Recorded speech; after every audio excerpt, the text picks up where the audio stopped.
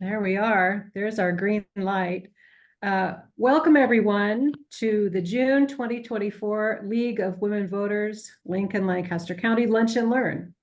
We're glad you can join us for today's program with Craig Kubicek about ethics in government.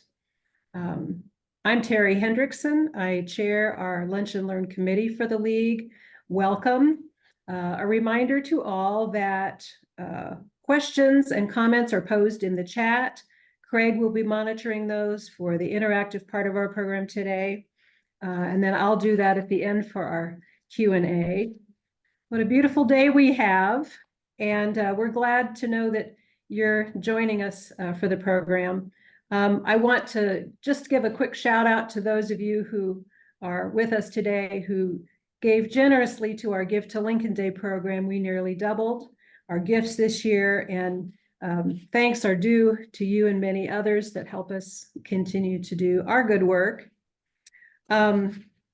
We are going to get started now. I want to mention to all that we sent in advance a document that came out in the announcement about this program, some case studies that Craig wanted us to have in advance. So if you don't have those handy, access your reminder email from Jim Johnson with League, and you will see that PDF document. Let me tell you a little bit about Craig. Craig Kubicek has been with the Nebraska Auditor of Public Accounts Office since 2005. He received his undergraduate and Master of Professional Accountancy degrees from the University of Nebraska-Lincoln. He's a certified public accountant and a certified fraud examiner.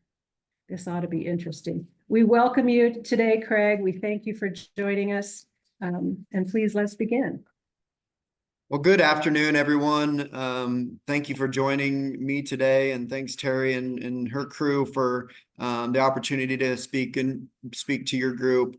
I take great pride in the work that we've done here in the state auditor's office and the work that we continue to do.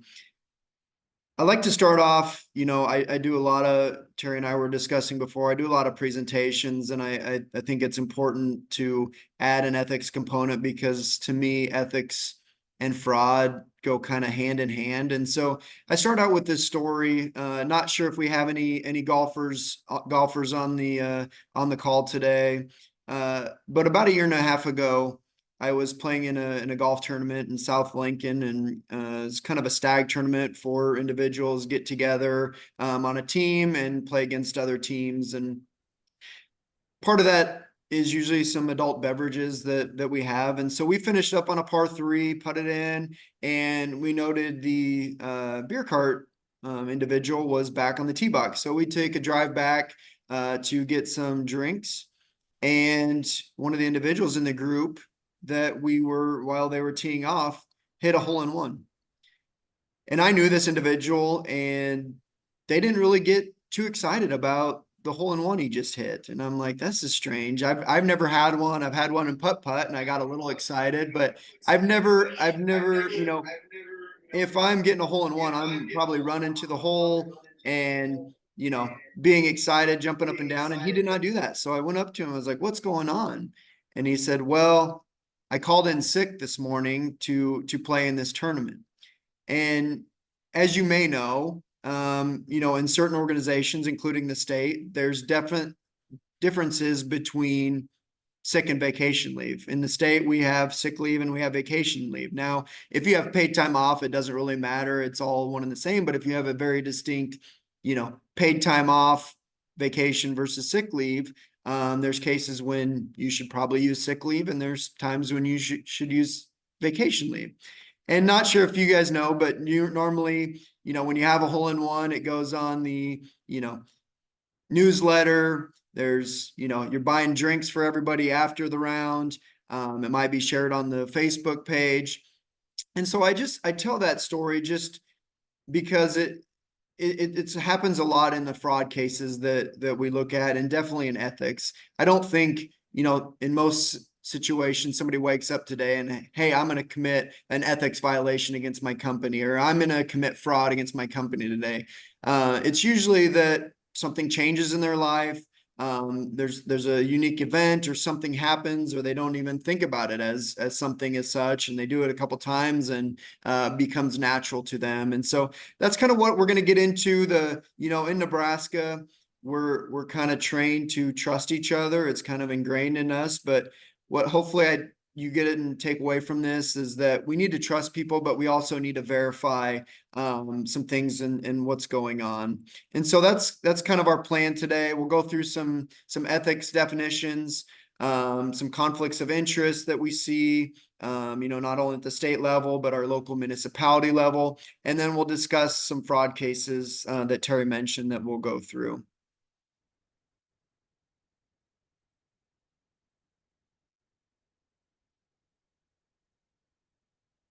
So what is ethics? Just kind of some standard. Again, I'm not going to get too, we kind of all know what ethics is, and I'm not going to get too deep into it. But moral principles that govern a person's behavior. Some people might say right versus wrong, doing right when no one else is watching, rules and guidelines about right and wrong, and then standards of professionalism. So just some kind of baseline when we're talking about ethics, what we're really referring to. So what can go wrong if we don't do the right thing? There's, campaign issues, obviously. What we see a lot at the state level and looking at municipalities, there's a lot of opportunities for conflicts of interest.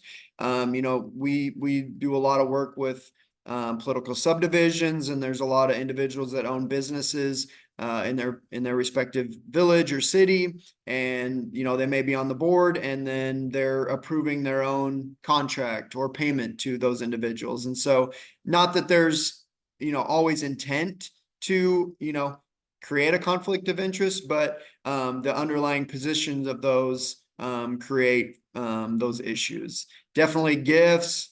Whenever there's gifts involved to either individuals at the state level or politicians or any of that matter, there's definitely opportunities for some ethics concerns, and transparency is a key piece of that, making sure we're all transparent, and then definitely some budgeting constraints on that topic. Hey Terry, I got a note that Jim Johnson is waiting. Can I go ahead and admit him into the room? Oh, never mind. We're good.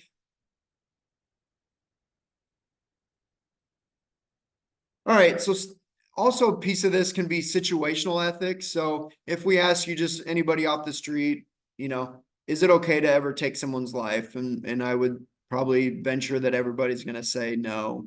That's probably the common answer at every age.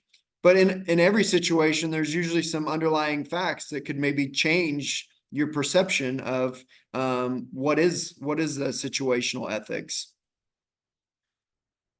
So what if you are at war, or had a son or a daughter at war, and the enemy is shooting at them? Does that change your thought on is it ever okay to take someone's life?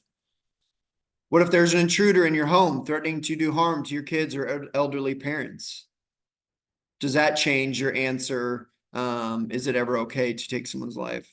And so those are just, again, pretty extreme examples, but it just kind of goes to show that, while you may say, no, that's, never, but you might have some influences or situations where, okay, that does make sense, or that may change my answer. So one of the, and again, this is kind of a hybrid ethics and fraud, I would say. And so one of the complaints that we get a lot is, as you may know, the state auditor's office has a hotline where anybody can call in with fraud, waste, or abuse. And a lot of those might have an ethics component to them. And so one of the main ones that we get a lot is, hey, Bob, over here, he's putting 8 to 5 every single day on his timesheet, but he's clearly not working 8 to 5.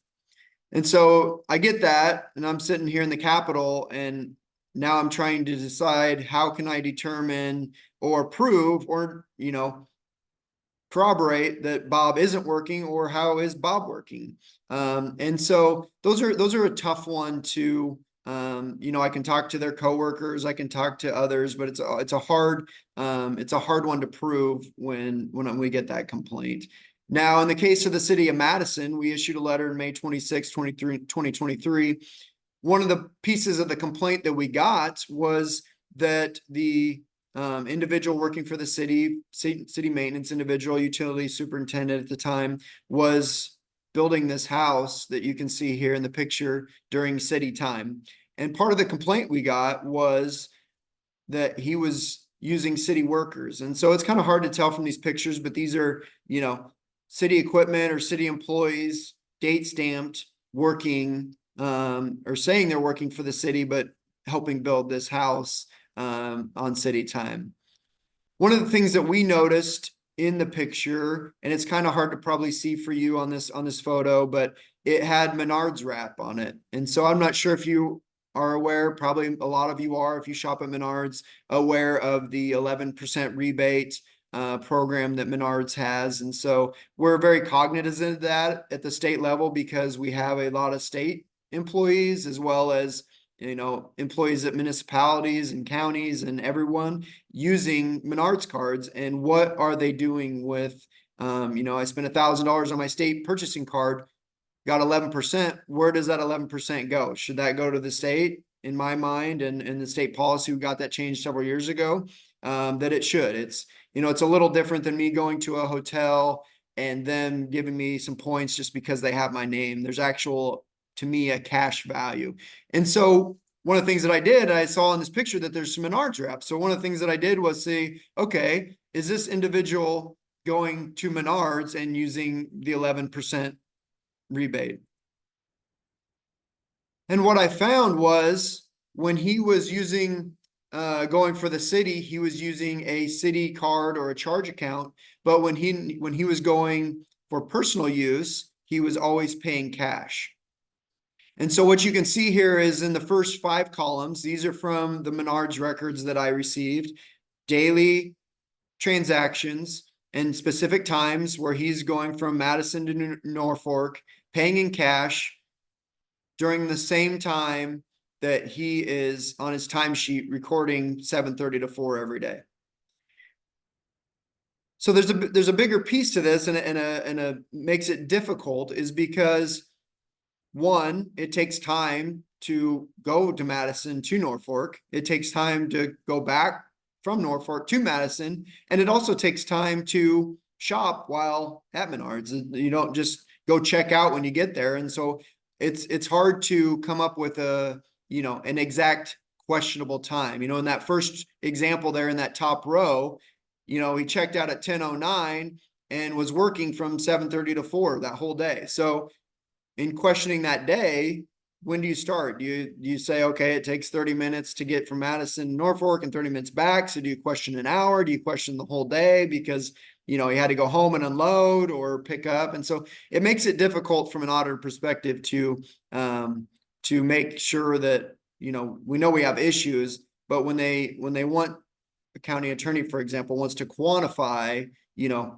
how much fraud there is, well, it makes it difficult because there's a lot of underlying components in that. And so it's a clear ethics, clear fraudulent type activity when you're recording 7:30 to 4 every day, but clearly going to Menards on personal time.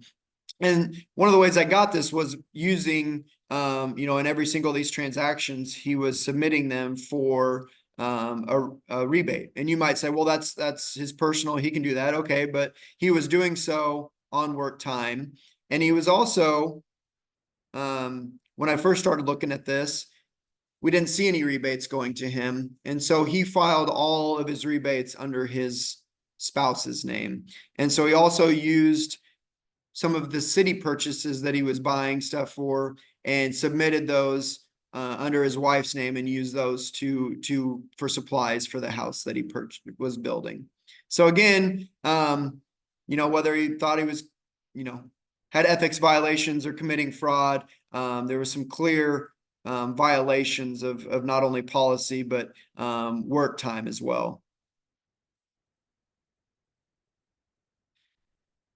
So it kind of takes us into just a quick church example. We can use a chat here, just kind of think about it for a second. If you were doing an audit of a church and found there was no cash deposits into the bank, what would you think? And you can feel free to comment or just kind of think about it a little bit.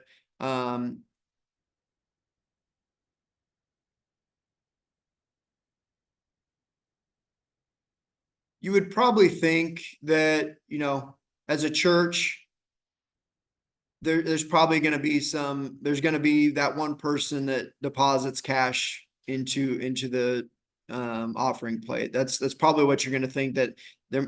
Hopefully you think that. There's probably some suspicions if there's never any cash during a whole year into the bank. And so we kind of do that similar type analysis when we're looking at villages. And so what we typically see is, okay, village utilities. There's always going to be somebody in a village, who it is, what it is. They don't want anybody to have their check, image. So they're going to pay cash. It's kind of similar to this church example that if we don't see cash going into the village accounts, why not? Is there proper controls in place to make sure that cash is accurately getting applied to somebody's account? Now, if I told you the church deacon would take all the cash, reconcile it, and deposit that into their personal bank account and write a check for the exact amount, does that change what you think? I'll just give you a few seconds to think about that. So it's all the cash is there. He just deposited into his personal bank account and then wrote a check for the exact amount.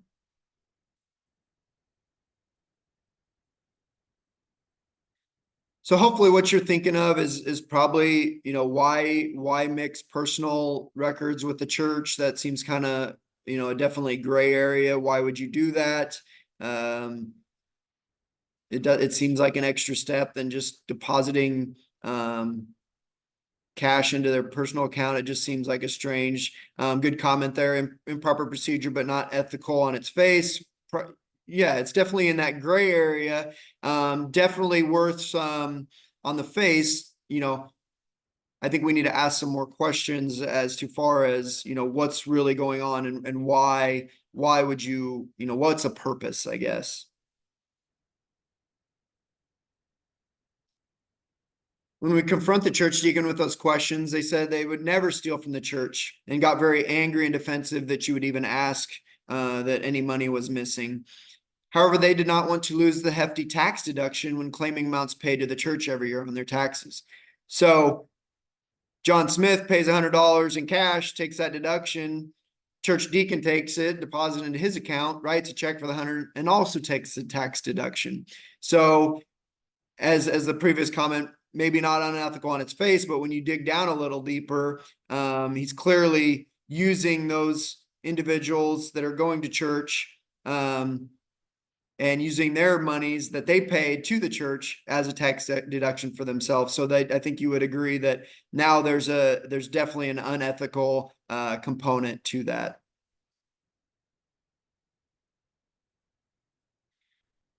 So one of the things that I always share in my presentations is to put out a shout out for a great documentary. It's called All the Queen's Horses, and it's based on the story of Rita Cromwell. She, at the time, and I think it still is, the largest municipal fraud in U.S. history. She was able to steal $53 million from Dixon, Illinois.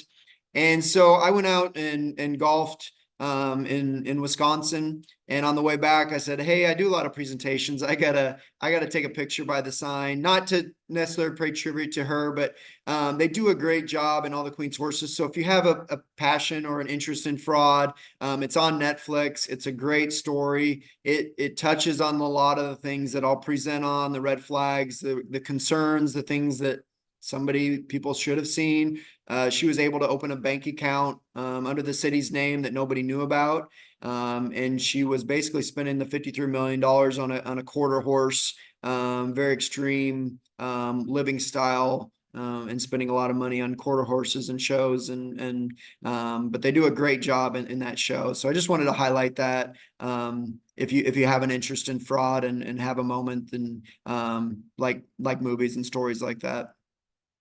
So this is my office wall of shame. So like Terry mentioned, I've been here 19 years as of June 1st. And so I've had the opportunity. I feel it's an opportunity. And again, some people say, well, that's not good, but to work on and investigate many frauds in Nebraska, mostly governmental entities, but daycares, nonprofits, state agencies, golf courses, any municipality or political subdivision you can think of is probably something I've touched on.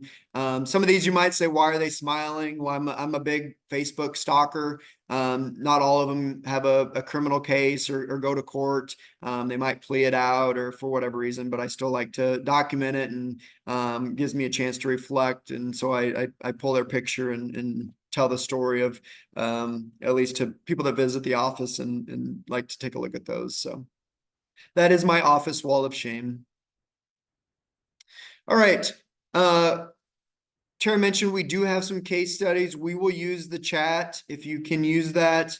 What you have, if you have those in front of you, is a case study. It's a 1-page, it's a fly next invoice, just some things to look at. The total amount ARPA, I don't know if you guys are familiar with FlyNext, but it's related to the Red YA airline that was in Lincoln for about 3 short months. And so just a couple key pieces, the total ARPA dollars was 3 million that was available from the city and the county.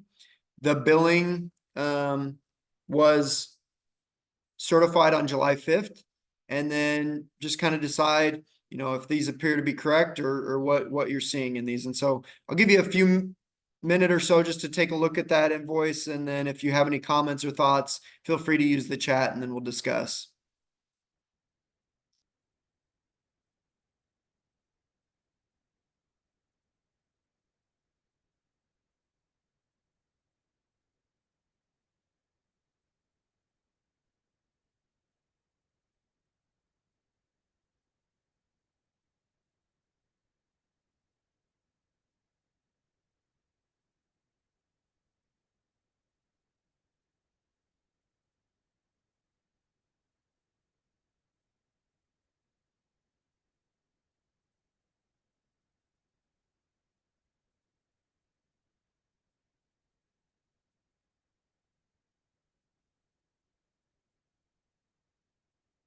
Anybody see anything that stands out?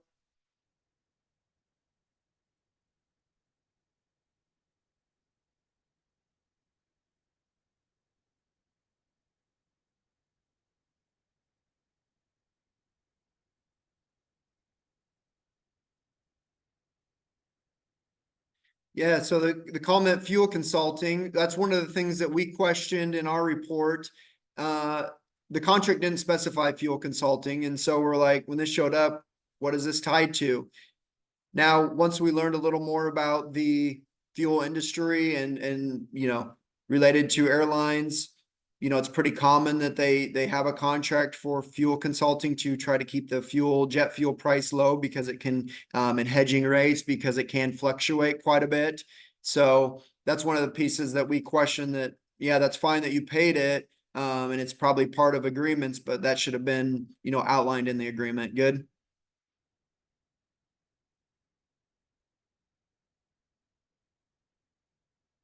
Anything else anybody sees? Again, if you have any comments, use the chat. I'd like to be as interactive as possible.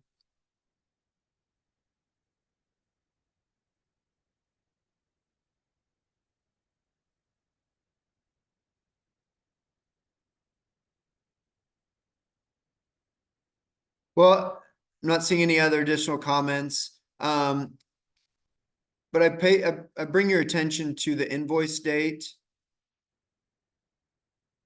If you guys can see the invoice date on here and see what date that is. I'm not sure about you personally, but on July 4th of each year, I'm typically not in the office. I'm not, sending out invoices. And maybe, again, airlines, Fly Next, Redway, they're probably working on July 4th, or at least an individual. So that's, could be a red flag, could be not, but it's definitely from the county, city, and the airport authorities level. Did they actually get this on the 4th? Because I highly question that anybody was working on July 4th. So if I go back, so this invoice comes into the airport authority, and how the process worked, they had to certify to the county and the city that this invoice was correct. And if you pay attention here, on July 5th, they were able to certify that this invoice was correct. Now that seems maybe on the face that, oh yeah, that this looks fine, but there was so much underlying information that was attached to this invoice, and makes it almost impossible that you could, turn this around in less than one day, to make sure that everything is appropriate. If I don't know if any of you footed or cross-footed, but this invoice does not foot or cross-foot. A lot of the numbers don't even total up. If you take the contract rate times the block hours shown on the invoice, it doesn't tie out. And if you see that, you can probably wonder, back to this slide, it's 928,000 for June. Well, all they got was $3 million, and this was supposed to be a long-term deal. Well, we've already ate up almost a third of the amount that they're going to be subsidizing. And so I know there were some questions after this that, hey, this was supposed to be a long-term deal. We only have, a little over $2 million left of this Redway project. So we hit on most of the issues here. One of the things that kind of helped, I guess, lead them down a bad path was just the reduced rates of the airlines. Again, is this ethical or not? I don't know, but definitely when you have rates for $9 to go from Lincoln to Minneapolis, you're not going to probably be in business very long. And you can see those other rates, $22 from Lincoln to Austin. Austin to Lincoln for 21 bucks. You probably don't have to be in a business major or somebody in the business to see those and just, hey, this isn't going to work. So I just skipped through that slide, not too important there, but one of the things that you might not know is when you book an airline ticket on your credit card, that money goes into an escrow account. So if I book a airline today for $500, that $500 goes into an escrow account that doesn't, let's say it's through Southwest. Southwest does not get that $500 until the flight happens. And then the escrow company gets verification that, yep, that flight took place. Then Southwest can get that $500. Well, what we were seeing is Mr. Wangler was taking funds from the escrow accounts before flights actually took place to use for operating expenses. And so when there was a unprecedented, announcement that, hey, we're closing our doors, there was a mass exodus of, people hitting that escrow account. And so there was news reports, everybody is asking for refunds. The AG says, hey, it's all been paid, but we're getting complaints in our office saying, hey, I didn't get my refund. I didn't get my refund. And so we started looking into it. And what we found is because there was no money in the escrow, these refunds that were supposed to be processed through the escrow account never hit because there was no funds available. And so we worked really hard in the December to March timeframe to make sure that all of those Redway individuals got their money after the fact. Even though there was, no funds available in that escrow account, we worked with Redway and FlyNext to make sure that there wasn't any outstanding customers. And so probably an ethical component of that is using, funds from an escrow account that that you're not entitled to for flights that didn't happen yet, and using those funds for your own individual operations as opposed to waiting as federal regulations stand out. So Not sure if any comments on that, but feel free to use the chat again. Again, it was, I think, a lot of opportunities for that $3 million could have been used probably in a better means than just funding this airline for 3 or so months. All right, no comments on that. I'm gonna put you to work again. We do have some timesheets in your case study, so it is pages 2, 3, 4, 5. Again, pages 2, 3, 4, 5. Take a look at those. See if you see any red flags, potential issues. Again, maybe look at it as a you're the supervisor, you get these timesheets. Do you question anything? Anything stand out? I'll give you a minute or so to take a look at these.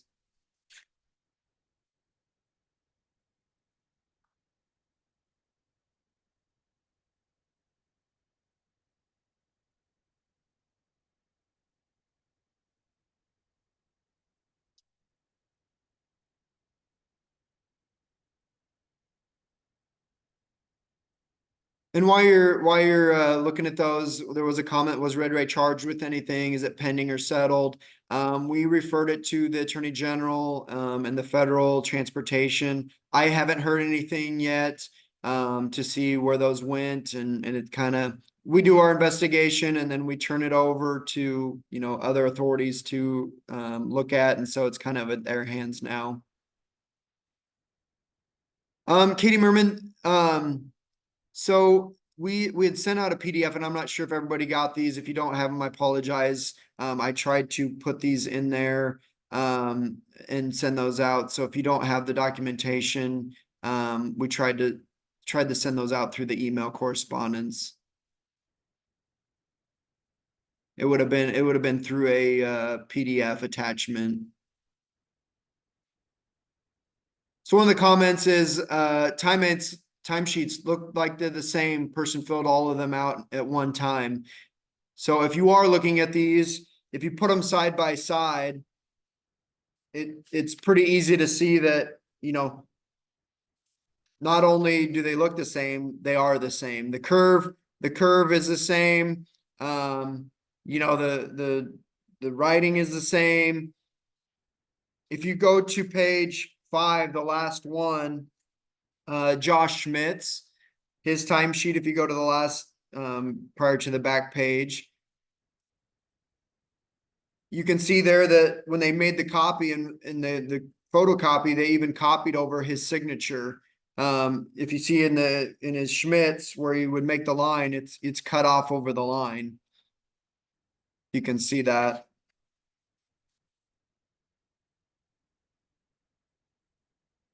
There's any other comments, but basically, yeah, it's a photocopy, 8 to 5 for the same 4 people.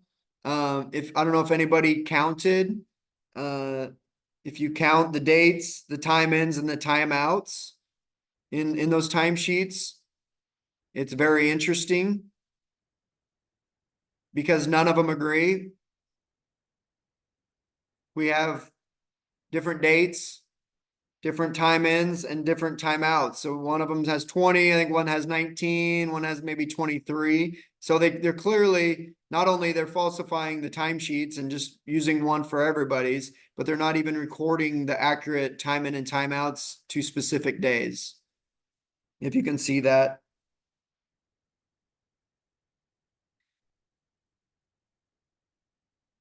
So yeah, sorry, Nancy. We had sent out as part of the original email, and when the correspondence came out, that these were like in a PDF. And so I sent those as part of case studies, separate from this presentation. And the next one, I think I have the example that I can pull up that you'll see it. So I apologize for that. One of the other things so this is kind of similar to the Madison example. And we can probably have Terry send those out after so you can kind of see what we were looking at to compare. But one of the things that similar to the Madison example is, okay, we have these 8 to 5s, but is there anything that supports that he's actually working? Or, the main suspect individual that we're looking at was Jeffrey Stewart. And so one of the things that we heard was he was a big gambler. And so we started looking at and requesting records from casinos. And so one of the things that we look at here is if you look at Jeffrey Stewart's timesheets for those that have the timesheets in front of them, and compare to these times, hopefully you see some issues. So for those of that you don't have, on 4/19, Jeffrey Stewart recorded working 8 to 5. But he was also arrived at the casino in Prairie Flower. Not sure if you guys know where that is. You can look it up, or it's in Council Bluffs, which is a couple hours away from Norfolk. And so that's, again, it's similar to the Madison example. When do you start questioning his time? It takes 2 hours to get there, probably had to go home, and so that whole 1:14 to 4:10, he's saying he's working, but he's also gambling at the casino.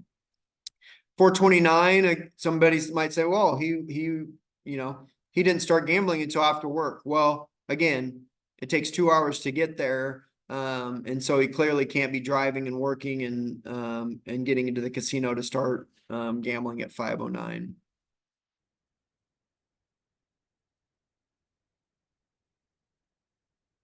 One of the things that I also looked at was the entity. So this is the Norfolk Area Transit. For those that don't know,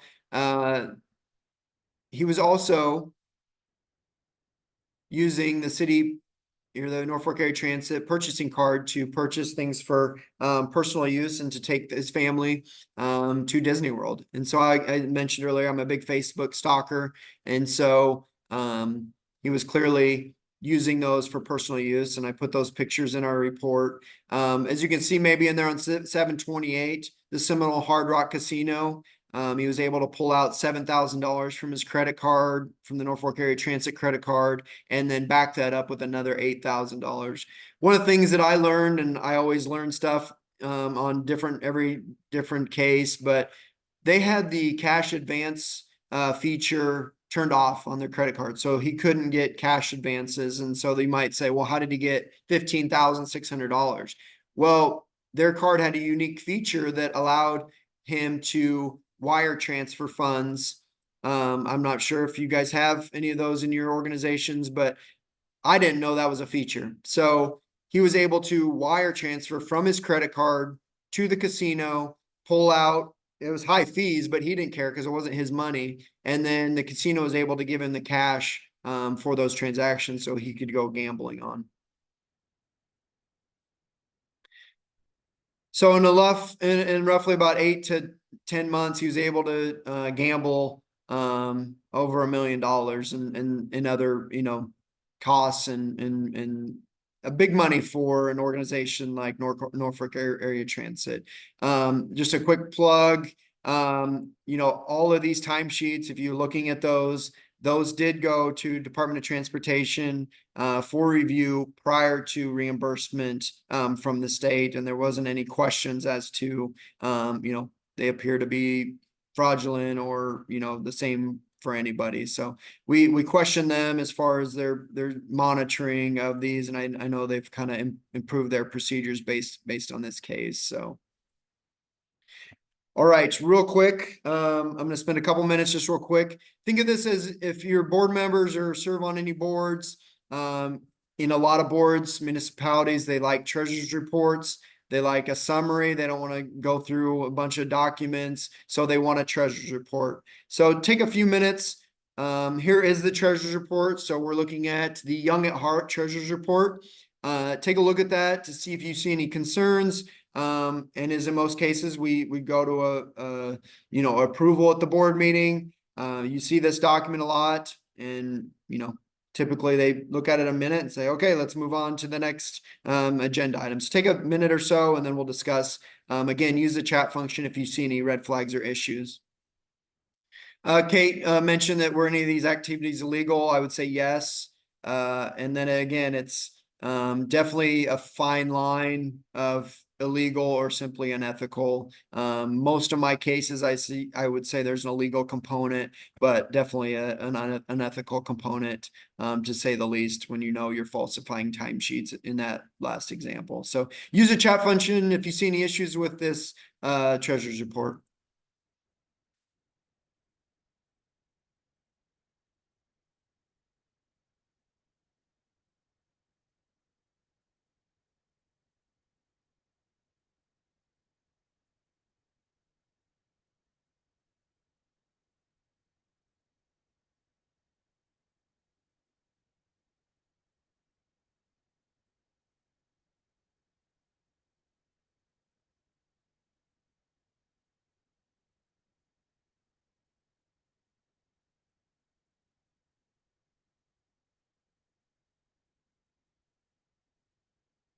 So Katie, good. Yeah, checks to individuals, supporting documentation. So we have Consuelo Park, Kimberly Carlson. Those are paychecks. So what documentation? Is there timesheets? Is there, what support? Peter, yeah, meal money. So one of the things, one of the things that we need to understand the organization. So Young at Heart, they are a senior center that provides meals to seniors. And so that's kind of their big, money's coming in, money's going out for groceries, is to support those meals for those seniors. But good questions. Yeah. If you don't understand the business, then how can I question? So those would be good things to look at and understand. Good.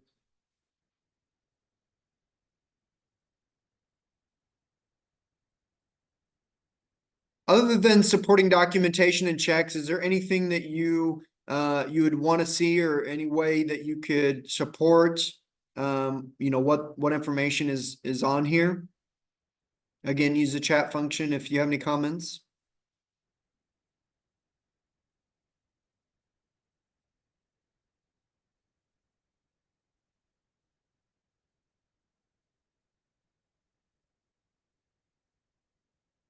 Okay, good. Kimberly Clark, expenses high, good. The interest seems low. Yeah, interest seems low. If good, Katie, but how about just a quick foot of the interest plus the balance per the book at the top? 28.27 plus 10 cents doesn't really equal 24.27. If you can see that.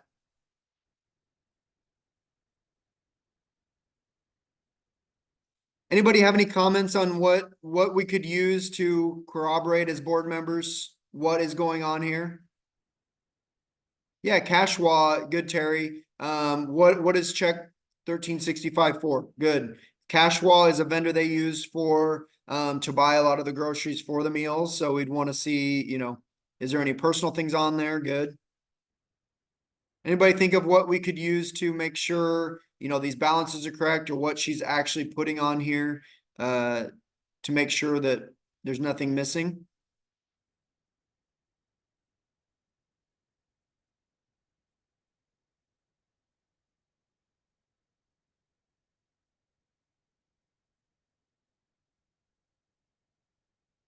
So one of the things that I always tell people is, again, trust but verify. When we're talking about balances, bank balances, book balances, checks, okay, I don't want to see a summary of the information. I want to see where this actually comes from. And the only way to do that is to get the bank statements. Katie, good. Good documentation, should have a receipt invoice. The math doesn't add up, but we need to see the bank statements. So here is, again, I'm not going to give you the whole bank statement, but here is the bank statement for that. See if anything jumps out at you.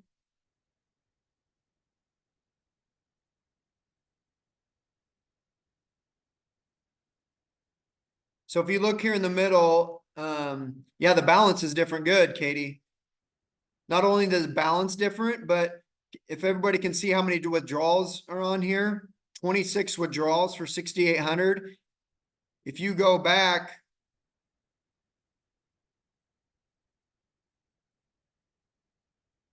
I'm only counting 14 withdrawals on the treasurer's report. Can everybody see that? So it seems odd that the bank statement has 26. So now we need to look at the underlying transactions to see, okay, what are we missing? And missing deposits, good.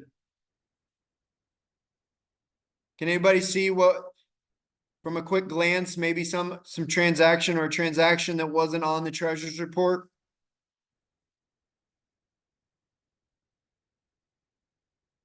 Amazon, perfect body, good. Not just one Amazon, a lot of Amazon. Okay. This is what she was buying. IRS, good. iPhones, shoes, bridesmaids' dresses, laptops, nursery, car, stroller. Progressive, good. Personal insurance, good, Sherry. So if we go to this treasurer's report, at no time during the period that we looked at was there ever an Amazon charge recorded on the treasurer's report. However, when you go to the bank statements for the period we looked at, there was 623 Amazon purchases. 623 and 321 PayPal. Again, you might say, oh, this isn't big dollars. These are, but to the Bertrand Senior Center, this sunk them.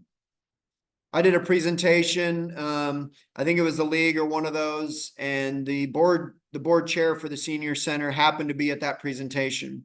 Got my contact information, and so the bank had called him out of the blue and said, "Why are you having insufficient funds checks? Why aren't you paying or have balance?" And he said, "What? We have 30-some thousand in the bank." He's like, "No, you have $0. You actually have negative dollars. You're having insufficient funds." So he remembered my presentation and he called me and said, "Hey, my bank says we don't have any money, but our treasurer's report says we have 30-some thousand. What's going on?" I said, "Well, I don't know. Have you looked at the bank statements?" "No." I said, "Well, you need to get the bank statements." And then it unraveled pretty quick. You can, every month there's, dozens of Amazon purchases every single month. And so as far as the entity in general, and similar to the last example, the Norfolk Area Transit, these are big dollars to them, and it can take down the whole organization. And so, Kathy said it would seem that there is substantial fraud in state and local governments. What can we do, everyday citizens? I'd say one of the things you can do is, volunteer, get on those boards and commissions. I do a lot of presentations to try and educate. A lot of the boards they're made up of individuals that have full-time jobs, so they don't have a lot of time to devote to these organizations, and they're the ones, approving some of these payments. And so it's a difficult situation because a lot of these, Bertrand Hart, the Norfolk Area Transit, they don't have a lot of staff. There's one or two people maybe doing everything, and they're doing different things than each other. And so what I do in these presentations is trying to educate and trying to get more people looking at the actual source documents. They're approving, in this specific example, they're approving the treasurer's report, but nobody's actually looking at the bank statements to determine, okay, is that appropriate? Is everything getting on the treasurer's report?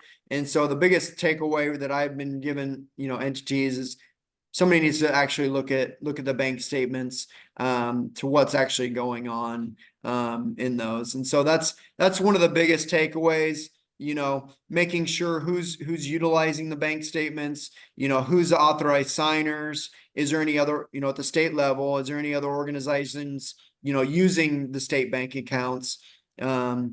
But yeah, there's a lot of issues just because there's just not a lot of controls. A lot of these they don't have a lot of money. They can't hire enough people to have proper controls in place to do that, and so it makes it difficult. Mary, do you have any rough estimate of how many cases your office investigates are not intentional fraud, but people in their head of not quite understanding what all they should be doing to document? Yeah, there's a lot of that. I don't have a great estimate. Like Nebraskans, there's a lot of people trying to do the right thing. And if they're honest and trying to do the right thing, that to me is not an unethical component.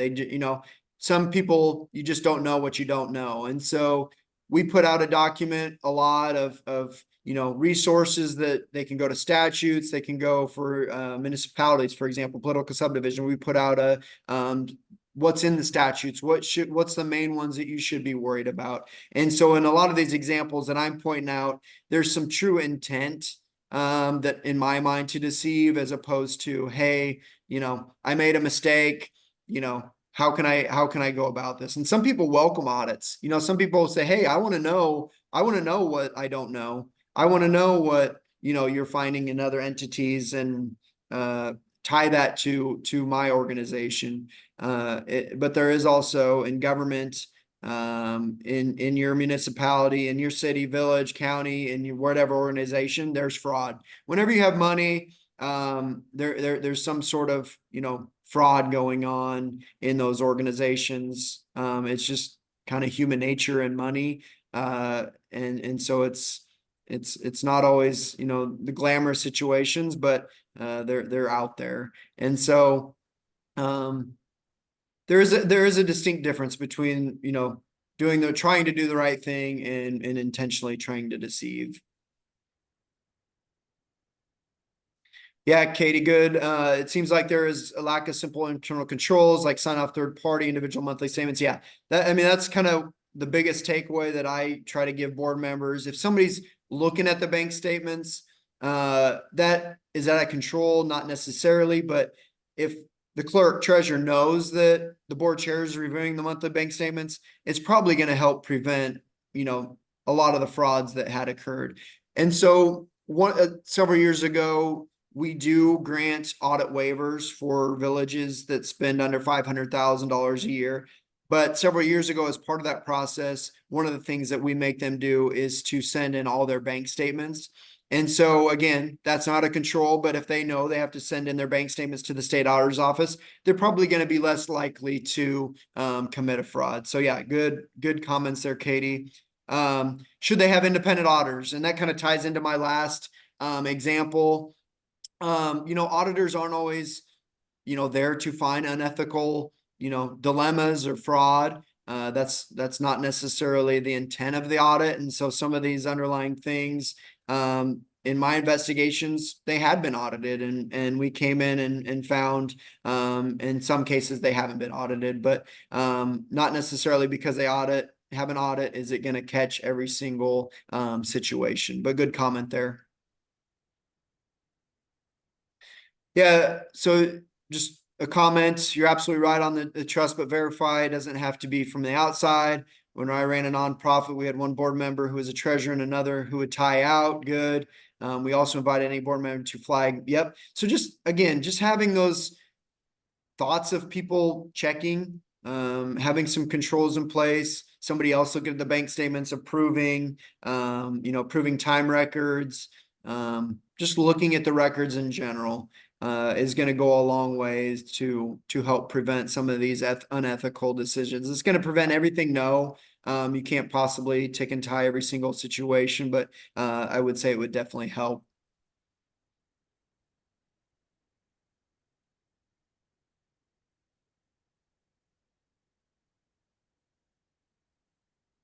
So like Terry mentioned, just one more, if there's anybody out there comments on any of the situations. Real quick, I'm just going to scroll through the rest of these sides. If anybody wants them, they can sure have them.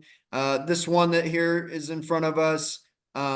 Basically the lady at Valparaiso, the librarian, again, this came from a complaint after I did a presentation. The board chair said, hey, I tried to get the Amazon charges. She was buying textbooks for her son to attend Wesleyan.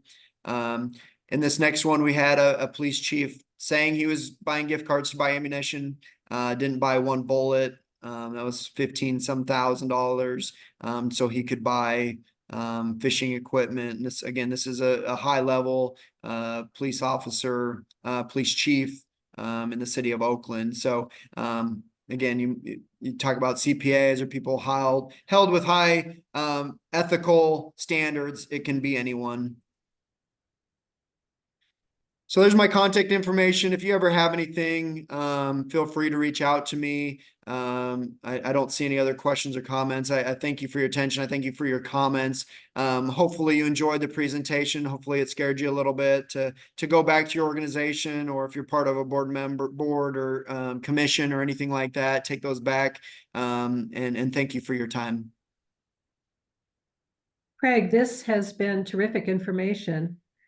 Thank you very much.